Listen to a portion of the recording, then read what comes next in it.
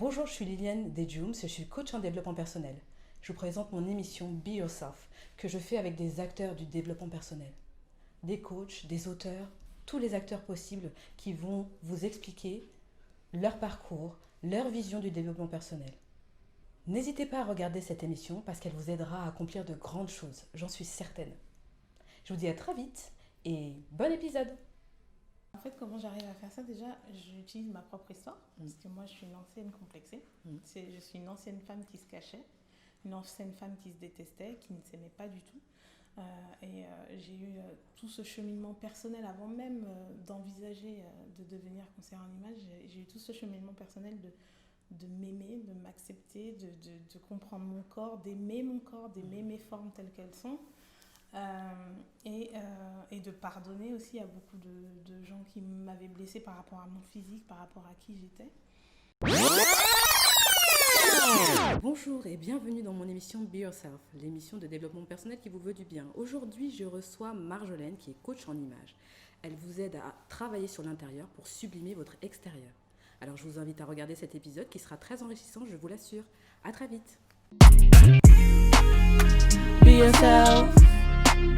Just be yourself. Bonjour et bienvenue dans mon émission Be Yourself, l'émission de développement personnel qui vous veut du bien. Aujourd'hui, je reçois une nouvelle invitée qui est Marjolaine qui est coach en image. Marjolaine, je vais te laisser te présenter et nous expliquer un petit peu ce que tu fais et ce que tu peux apporter à nos auditeurs et nos auditrices qui sont très contents d'écouter tes conseils aujourd'hui. Ok, et bonjour Oui. Liliane. Alors moi je suis Marjolaine de l'agence Marjolaine et vous. Donc cette agence elle existe depuis 2014. C'est une agence que j'ai voulu multiethnique et multitaille, moi-même étant ronde. Donc je m'occupe des femmes de toutes les tailles, de toutes les morphos et de toute ethnie. Parce que en fait quand je suis arrivée sur le marché en 2014, je trouvais que pour la femme noire essentiellement il n'y avait pas une offre satisfaisante. Et en fait ma première cliente était une femme noire cheveux crépus et qui faisait une taille 50. Et elle avait été en fait refusée dans une agence de la place parce qu'il lui avait dit qu'il ne pouvait pas gérer les cheveux crépus ni sa corpulence. Donc du coup, elle était venue chez moi. Et donc ça m'avait confortée dans le fait de faire une agence multiethnique, multitaille. Donc Aimez-vous, Marjolaine et vous, Aimez-vous existe depuis 2014. Donc ça fait 6 ans que j'officie dans le conseil en image. Et je me base énormément sur l'intérieur pour faire rayonner l'extérieur. Donc on travaille la guérison, la verbalisation des nœuds, donc ce que j'appelle les nœuds, donc les souffrances, les blessures, les plaies. Penser toutes ces plaies pour pouvoir aller mieux et entamer une nouvelle vie avec une nouvelle image et une nouvelle image intérieure et extérieure. Super, bon, tout un programme, vous l'avez compris. Donc là, l'idée, c'est comme vous le savez dans cette émission, c'est vous donner plein de conseils. Et Marjolaine est là pour répondre finalement aux questions que vous vous posez, vous en tant que... Alors tu t'adresses principalement aux femmes ? Je m'adresse principalement aux femmes, D'accord. effectivement. Ok.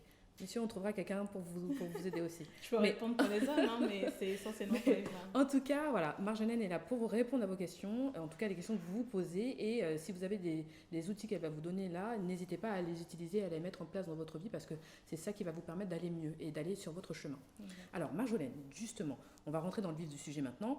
Je voudrais savoir, du coup, tu parles de nœuds, de choses, un peu de traumatisme, de choses qui font qu'aujourd'hui la personne ne se sente pas bien dans son corps et donc finalement, comme tu le disais tout à l'heure, à l'intérieur et aussi à l'extérieur.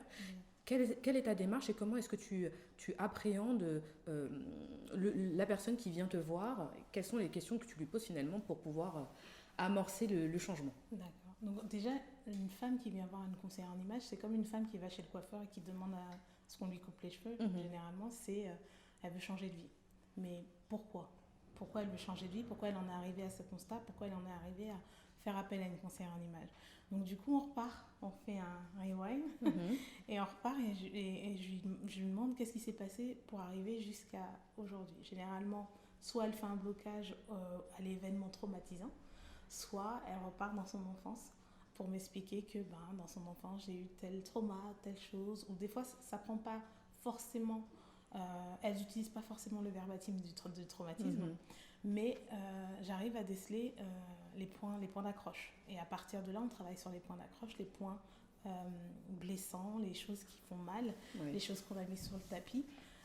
On en parle simplement en fait. Juste déjà de dire eh ben, j'ai mal là parce que ça, ben, ça change toute la perspective sur un sujet, toute la perspective sur un problème. Et du coup, moi je leur explique pourquoi, à partir de ce mal, elles agissent, par exemple, elles expriment de la jalousie ou de la peur du rejet ou de la peur de l'abandon, etc. Donc on essaie d'identifier vraiment la source du problème. Parce que généralement, la source du problème, elle n'est pas extérieure. Non, c'est Même clair. si on dit je me sens mal, je ne veux pas que les gens me regardent, etc. Mais en fait, la source du problème n'est jamais extérieure. Elle est toujours à l'intérieur, elle vient toujours d'une blessure pas forcément guérie ou mal guérie. Et donc mon travail, c'est d'identifier ça, de l'accompagner pour qu'elle guérisse de ça, de se pardonner aussi beaucoup. On parle beaucoup de pardon avec mes clientes, de se pardonner elles-mêmes, de pardonner à ceux et celles qui les ont blessées, pour partir vraiment sur un terrain vierge. Et en fait, le but, quand elles viennent me voir, moi, c'est de vraiment fermer les chapitres. Passer, mais les fermer correctement. C'est-à-dire, on les clôture pas on met sous le tapis, non. On les clôture vraiment en disant, ok, je fais la paix avec cette histoire-là. Parce que c'est ça aussi, faire la paix avec son histoire. Pour dire, ok, c'est arrivé, j'identifie les causes et donc les conséquences.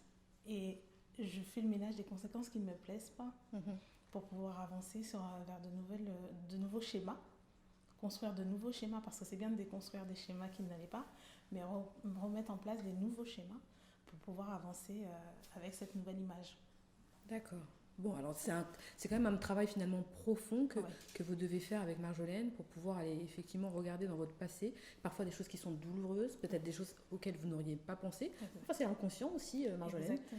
En parlant avec toi, et je me rends compte de ça aussi quand je fais mes coachings, que parfois on a un événement qui a été traumatisant, ce que nous on peut appeler événement traumatique, que vous ne percevez pas.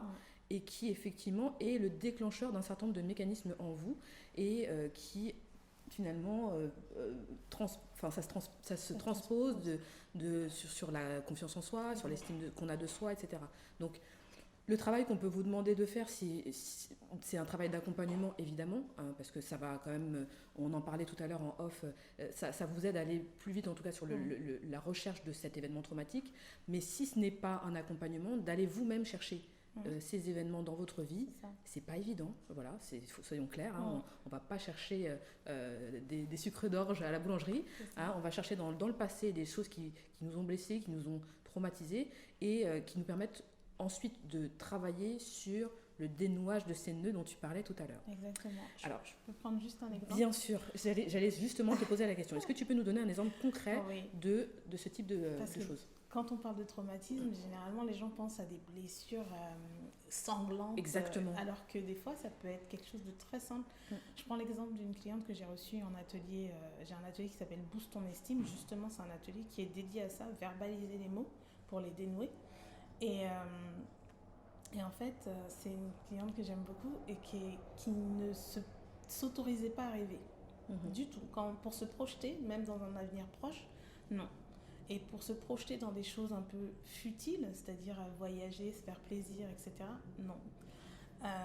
Donc du coup, on est reparti en arrière. J'ai dit, mais qu'est-ce qui se passe ?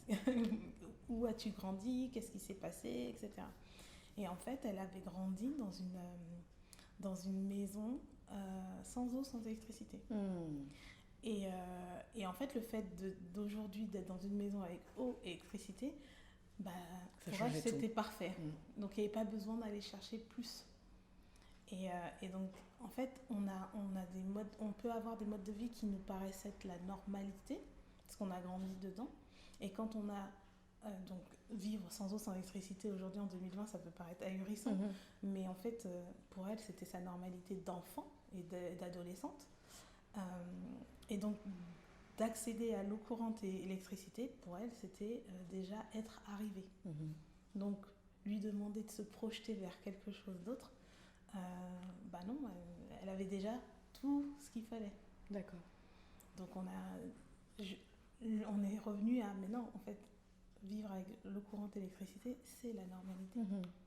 Ce que tu as vécu n'est pas la normalité, ça n'a pas empêché de te construire. Bien sûr. Mais en fait, c'est repositionner la normalité à son niveau, son niveau exact pour pouvoir lui permettre de se dire je peux vivre d'autres choses. Je peux envisager d'autres choses. Et en fait, même sa fille, après, en parlant, elle me dit, mais même ma fille, elle me dit, maman, imagine. Et en fait, elle était bloquée. En fait. Donc, du coup, c'est un travail comme ça de mettre des mots sur des nœuds et dénouer pour mais aujourd'hui, elle peut se projeter vers quelque chose, elle peut envisager d'autres réalités que celles qu'elle a connues. Et puis réaliser ses rêves aussi, parce que du coup, comme tu le disais, elle ne s'autorisait même pas à imaginer autre chose d'autre pour elle, parce qu'elle avait atteint son objectif qui était d'avoir de l'eau, l'électricité. Exactement. Donc vraiment, c'est un excellent exemple, parce que du coup, le traumatisme, comme on l'entend, c'est pas, je sais pas, moi j'ai été frappée par mes parents. Il y a ça effectivement aussi, mais il y a vraiment des choses qui peuvent nous sembler anodines finalement, et qui ont façonné finalement notre vie d'adulte. Et en regardant ces petites choses anodines qui nous sont arrivées, on peut arriver à de grandes choses. Exactement. Tu parlais du coup de rêver et justement de s'autoriser à visualiser finalement un avenir qui est beaucoup plus intéressant, en tout cas palpitant, enrichissant, je ne sais pas quel mot d'autre on peut mettre. Du coup, comment tu arrives à... on peut parler de cette personne-là, mais je suppose qu'il y en a d'autres. Comment tu arrives à faire en sorte que ce déclenchement, cette prise de conscience finalement que, attention, voilà, la normalité dont tu parlais tout à l'heure, le niveau auquel tu es arrivé, tu peux aller beaucoup plus loin et tu peux t'autoriser à faire beaucoup plus de choses parce que tu as guéri de l'intérieur pour pouvoir rayonner de l'extérieur. En fait, comment j'arrive à faire ça? Déjà, j'utilise ma propre histoire, parce que moi, je suis une ancienne complexée. Je suis une ancienne femme qui se cachait, une ancienne femme qui se détestait, qui ne s'aimait pas du tout. J'ai eu tout ce cheminement personnel avant même d'envisager de devenir conseillère en image. J'ai eu tout ce cheminement personnel de m'aimer, de m'accepter, de comprendre mon corps, d'aimer mon corps, d'aimer mes formes telles qu'elles sont. Et de pardonner aussi à beaucoup de gens qui m'avaient blessée par rapport à mon physique, par rapport à qui j'étais. Et ce cheminement-là que j'ai eu dans ma vie me permet aussi de parler dans la leur et de faire écho à leurs nœuds, à leurs maux, à leurs blessures, pour leur dire tu mérites mieux et tu mérites surtout le meilleur. C'est pas parce que, on mérite tous le meilleur de cette vie. En fait, on est là pour un temps donné, et c'est pas pour souffrir toute notre vie en fait. C'est pas pour toujours galérer. On peut aussi et quand je dis galère, je parle pas uniquement que misère sociale, c'est-à-dire que des fois avec notre propre corps on galère, on n'aime pas, pour avoir vécu ça, de se cacher, de pas sortir ou de faire des chemins détournés pour pas passer devant un tel ou tel, c'est une galère en fait.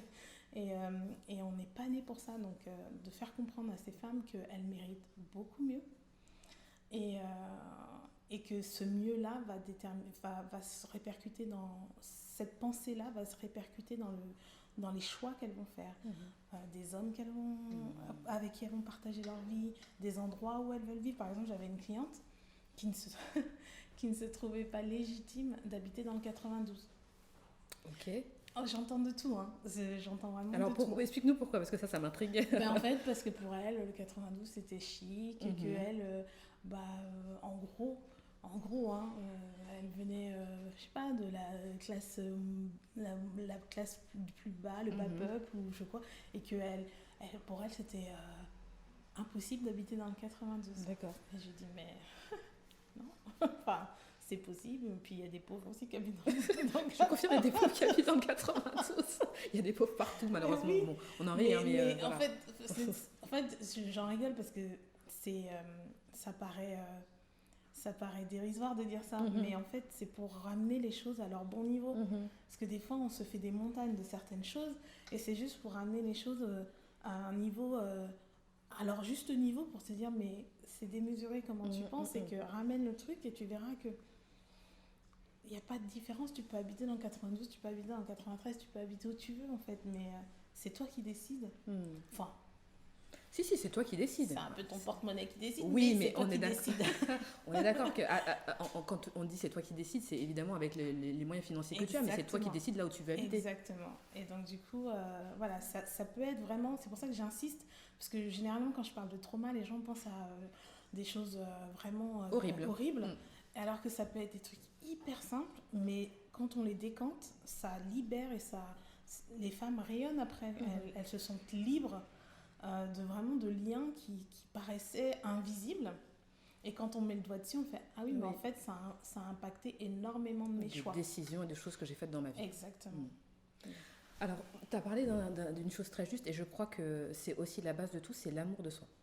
L'amour de soi, l'estime qu'on a pour soi, et de se dire qu'à un moment donné, on mérite d'obtenir tout ce qu'on a envie dans notre vie, si on s'en donne les moyens, évidemment. Exactement. Mais en tout cas, le fait de guérir de l'intérieur et de pouvoir...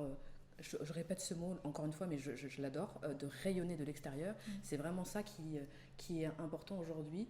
Et du coup, comment est-ce que tu arrives à amener ce cheminement, parce que c'est un cheminement qui est aussi difficile, vers l'amour de soi, avant même d'aimer les autres, parce que je répète toujours les mêmes trucs. On aime mieux les autres quand on s'aime soi-même. Exactement.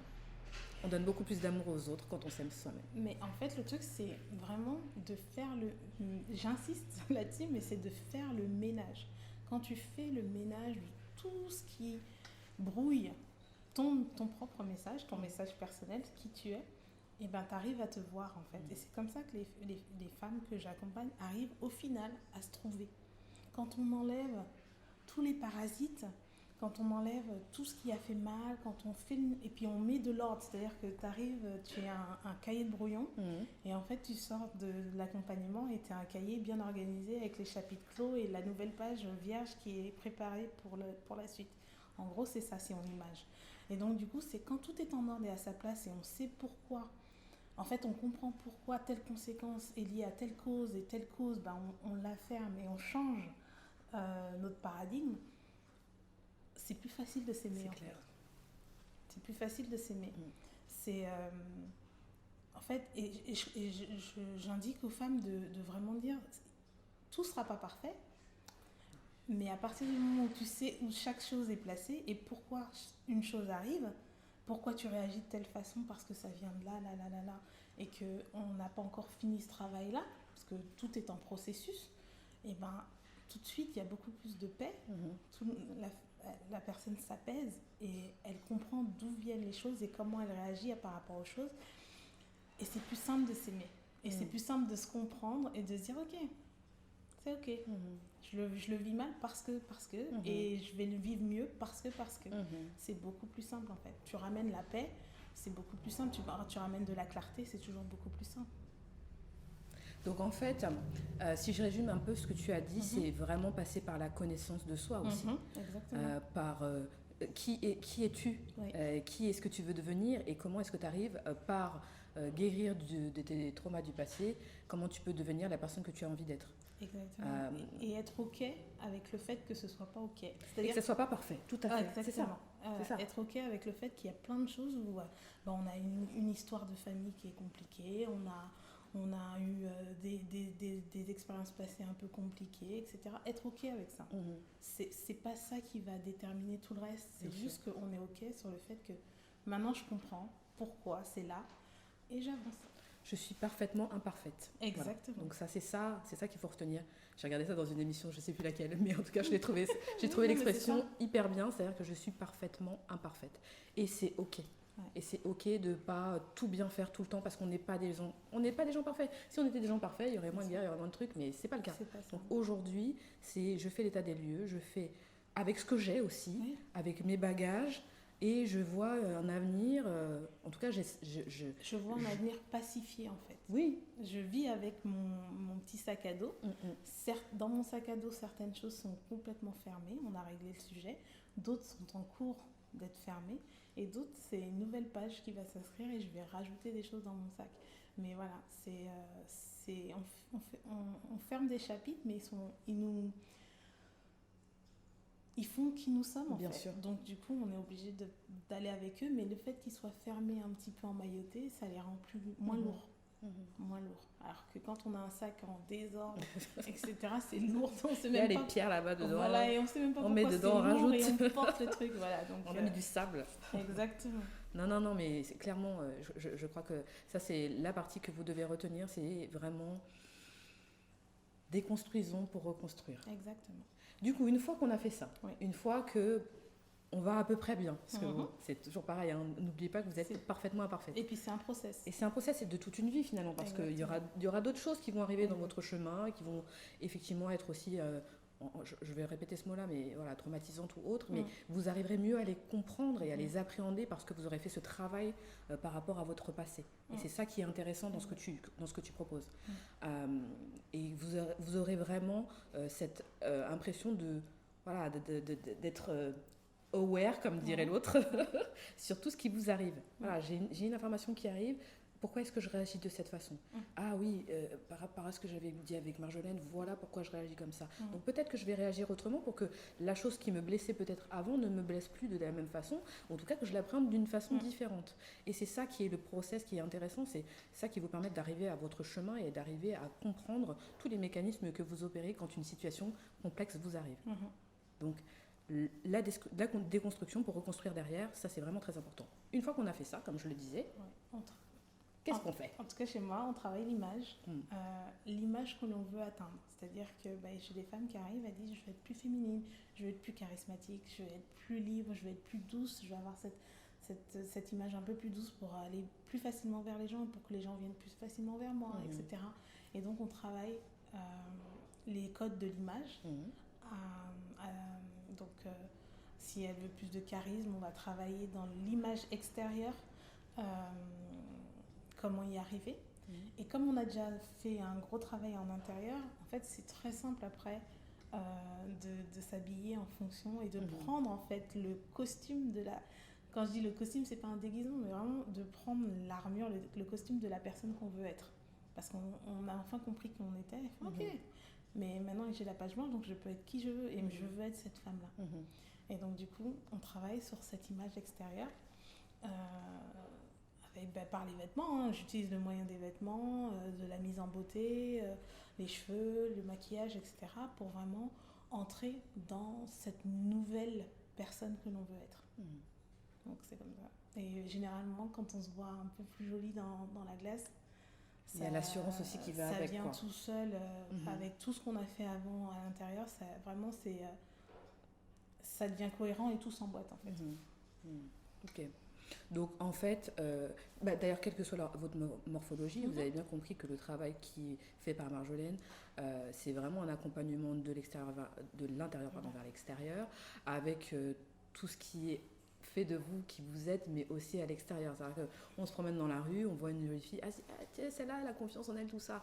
Et bien c'est l'image que vous allez pouvoir faire transparaître, en tout cas, mais de façon naturelle et pas superficielle, j'ai envie de dire. Parce que du coup, vous aurez fait un vrai travail intérieur pour pouvoir obtenir ce travail extérieur que vous allez faire avec Marjolaine. Alors, si je peux rajouter quelque chose, généralement, il y a beaucoup de femmes qui viennent me voir et qui ne veulent pas faire ce travail. Parce qu'il y a tellement de cadavres sur le tapis qu'elles ne veulent pas soulever le tapis. Mais en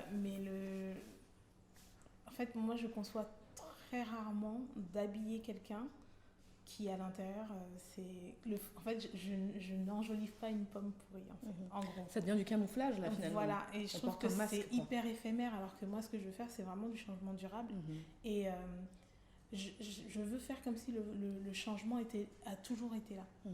Et bien souvent, c'est ça, c'est quand on voit mes clientes après, on me dit, mais je sais pas ce que tu as fait, parce que je vois pas trop ce que tu as fait, parce que c'est pas surfait. Justement, je travaille pour que ce soit vraiment, ça entre ça devienne, que cette personne devienne vraiment qui elle est, et que le changement soit vraiment naturel. Pour ça, est-ce qu'on a besoin, j'aime bien dire ça aussi, mais de faire, c'est un grand mot, de faire mourir la personne que nous étions pour pouvoir renaître? Non, on vit avec elle. On vit avec elle, sauf qu'on lui pardonne, on la cajole, on prend soin d'elle et on la rend meilleure en fait. Donc on fait pas mourir l'ancienne, on la maximise, on la capitalise en fait. Donc non. Et Et le but, c'est justement pour que ce soit naturel, c'est on tire le meilleur d'elle, parce qu'il n'y a pas que du mauvais qui sort d'elle. Et on va l'emmener plus loin, en fait. Ok, maximisez-vous les filles. Ouais. Ok, bon, est-ce que tu as d'autres conseils que tu peux donner effectivement pour les personnes qui nous écoutent et qui ont besoin d'entendre des paroles qui font aussi du bien et vous n'êtes pas les seuls, c'est aussi ça que j'aime dire. Voilà, c'est pas parce que vous vous sentez peut-être seul dans votre environnement, etc. Mais en fait, vous êtes des millions de femmes, d'hommes aussi, mais de femmes principalement, à vivre ce type de situation. Et il y a des moyens d'en sortir. Donc, est-ce que tu as d'autres choses que tu pourrais proposer? Oui, alors, la grande majorité des femmes que j'accompagne sont afrodescendantes. Moi, ce que je dis souvent, parce que effectivement, mon approche est basée sur la verbalisation des nœuds, mais je ne suis pas psy, je ne suis pas thérapeute, donc j'encourage souvent les femmes qui ont l'air d'être isolées et qui ont l'impression de vivre, qu'il y a qu'elles qui vivent ce problème. Je les encourage si elles en ont vraiment, elles en ressentent le besoin. Je sais que des fois, c'est dans la communauté noire, ça peut être... Ça peut être un sujet hyper tabou, mais de vous faire suivre, ne serait-ce qu'un temps, par des experts, des spécialistes, des psychologues, des thérapeutes, pour des fois vraiment se libérer de vrais traumas profonds. Parce que des fois, il faut aller beaucoup plus loin dans l'analyse pour comprendre aussi certains blocages. Donc, ne pas hésiter à se faire suivre. Ne pas hésiter surtout, nous, la force des femmes, c'est qu'on a des cousines, on a des sœurs, on a des meilleures amies, on parle beaucoup. Se confier. Et ne pas hésiter si vous avez un entourage de confiance, à vraiment partager certains de... Libérer la parole. Exactement. Ça, c'est fondamental. C'est fondamental. Au lieu de gossip, non. Des fois, au lieu de laisser les gossips et aller sur des sujets vraiment profonds. Sur mes réseaux, j'ai parlé, moi, par exemple, je prends un exemple, mais sur mes réseaux, j'ai parlé de tout ce qui concernait les fibromes, parce que j'en suis moi-même atteinte. Et c'est vrai qu'en parlant avec plein d'autres femmes, je me suis rendu compte qu'énormément de femmes ont ce souci-là. Et de libérer de la parole pour, par exemple, encourager à aller vers tel praticien et pas un autre, bien se faire traiter par le corps médical, etc. Tout ça sont des questions qui sont hyper importantes et c'est libéré par justement les échanges entre femmes. Donc je prends cet exemple-là, mais on peut le démultiplier sur plein d'autres sujets où vous avez du mal, vous vous sentez un peu complexé par certains sujets. N'hésitez pas à parler avec autour de vous, dans votre entourage proche, s'il est sain, et sinon vers des professionnels, c'est important en fait. Alors, j'ai posé une tiny question, parce que tu viens de parler d'une chose importante, c'est l'environnement sain. Oui. Et ça, c'est pareil, parce qu'on est souvent atteinte dans ce type de choses par ce que nous renvoie l'extérieur. Donc, comment est-ce qu'on arrive à élaguer les branches des arbres qui ne sont pas vraiment faites pour nous, quoi. Le champ lexical que tu utilises est très bon, parce qu'en fait, l'entourage, c'est comme un jardin. Il y a des mauvaises herbes, il faut les enlever. Et il y a des arbres sains qu'il faut garder. Donc en fait, déjà, si dans votre entourage, vous avez une personne qui ne vous juge pas, ça va être fondamental. Donc allez premièrement vers la personne qui ne vous juge pas, qui ne va pas être là, non mais non, tu ne devrais pas faire ça, ou tu devrais faire ça. Non, qui ne vous juge pas et qui vous écoute, qui vous laisse un temps de parole, qui vous laisse même... Et quand je dis écouter, si vous avez besoin de crier, si vous avez besoin de pleurer, si vous avez besoin... voilà, qui vous écoute vraiment. Donc quelqu'un qui ne vous juge pas, quelqu'un qui est déjà dans certains domaines plus loin que vous, qui va pouvoir vous aider. Parce que si on est avec quelqu'un qui est plus loin derrière nous, on va tirer. On va aller nulle part. Enfin, peut-être qu'on va régresser, mais en tout cas, on ne va pas avancer. Donc quelqu'un qui est peut-être plus loin que nous dans le domaine dont on a besoin. Donc quelqu'un qui ne nous juge pas, quelqu'un qui est plus loin que nous dans le domaine dont on a besoin, et quelqu'un qui va être ouvert à vous aider dans le sens où je sais peut-être pas la solution, mais je connais un tel qui peut t'aider, je connais un tel qui peut t'aider, voilà. Là, en 2020, on nous a tué les relations interpersonnelles. mais c'est la base de l'être humain en fait. On a besoin de relations et de réseaux. Donc dans notre entourage, on doit avoir ces 3 choses-là, c'est-à-dire une personne qui ne nous juge pas, une personne qui nous écoute et une personne qui nous aide à avancer. Ça peut être 3 personnes différentes, ça peut être les 3 dans la même personne, mais en tout cas, vous avez besoin de ça. Et donc, vous devez vous occuper de votre entourage comme un jardin, en fait, de prendre soin des gens qui comptent pour vous. Alors, les gens vont me dire, oui, mais c'est intéressé. Non, vous allez construire votre entourage de façon saine, des amitiés qui sont saines, mais pour autant... elles doivent être aussi, elles doivent mener quelque part. Entretenu à un moment donné. Voilà, la relation, c'est un truc qui peut s'étioler si effectivement on n'y prête pas attention. Exactement. Donc du coup, oui, l'environnement il doit être sain et qualitatif et faire bien identifier quelles sont les personnes qui peuvent à un moment donné dans votre vie vous aider pour sortir d'une situation ou aller plus loin. Donc, identifiez vos personnes ressources, ça c'est vraiment important, parce que c'est elles qui vous aideront aussi à continuer sur votre chemin. Et c'est pas mauvais que de demander de l'aide, on n'est pas faible parce qu'on demande de l'aide. Au contraire, je crois qu'en se connaissant soi et en ayant conscience de ce dont on a besoin, on arrive à trouver le moyen de justement trouver cette personne qui vous aide à avancer. Exact. Super. En tout cas, merci infiniment pour tous les conseils. On va passer maintenant au jeu du Bami Game. C'est 2 petites questions que je vais te poser, voilà, pour te connaître un peu plus. Je voudrais déjà savoir, c'est une question que j'affectionne particulièrement, que je pose à toutes mes émissions. Est-ce que tu peux nous raconter un souvenir heureux que tu as avec des membres de ta famille? Bim. Un souvenir heureux que j'ai avec des membres de ma famille. Ouais. Je me souviens être partie avec ma mère. Si je raconte ça, elle va me revoir. Ok, non, maman, mais s'il te plaît. D'être partie avec ma mère à New York. Oui. Et en fait, on connaît les mamans, elles veulent pas trop, en tout cas la mienne, elle veut pas trop changer et tout ça. Donc elle était partie avec ses tatanes. Voilà, c'est tatanes machin, et puis on a beaucoup marché à New York, on marche beaucoup à New York, et je lui dis, mais maman, ma mère ne mettait pas de basket en fait. Et au bout d'un moment, à force de faire des blocs, elle me dit, non, j'ai mal aux pieds. Donc on a été lui acheter des baskets, et là, ça a été la révolution pour elle. Genre, mais pourquoi on ne m'a pas dit? Je dis, c'était aussi agréable de porter des baskets pour marcher. Je dis, mais on t'a dit, mais tu voulais pas. Et du coup, après, elle s'est acheté un jean, elle s'est acheté un hoodies à capuche. Et en fait, tout le monde pendant le séjour la prenait pour une américaine et lui parlait anglais. Et ma mère, elle comprend rien à l'anglais. Donc ça, c'est un bon souvenir. C'est un très bon souvenir. Ah, ça va, c'est mignon. Oui. Ma deuxième question, est-ce que tu arrives à accepter facilement la critique? Si je la trouve fondée, oui. Si la personne qui me critique est plus loin que moi sur le sujet sur lequel elle me critique, il n'y a pas de souci. Si je vois pas les fruits dans la vie de la personne, ça va pas passer. Et donc tu vas lui dire? Ah oui. Ok. Bon. Ok. Mais écoute, merci infiniment Marjolaine encore une fois. Cette émission s'arrête là pour aujourd'hui. Vous avez eu plein de conseils et plein d'outils, donc j'espère que vous avez tout bien noté. Je vous retrouve évidemment pour un prochain épisode bientôt. Et en tout cas, vous pouvez retrouver celui-là sur upgradeshow.paris, sur upgradepodcast.paris et toute l'actu est sur les Zooms sur Instagram. Je vous dis à très vite et bonne émission pour ceux qui ont regardé. Bye. Be yourself.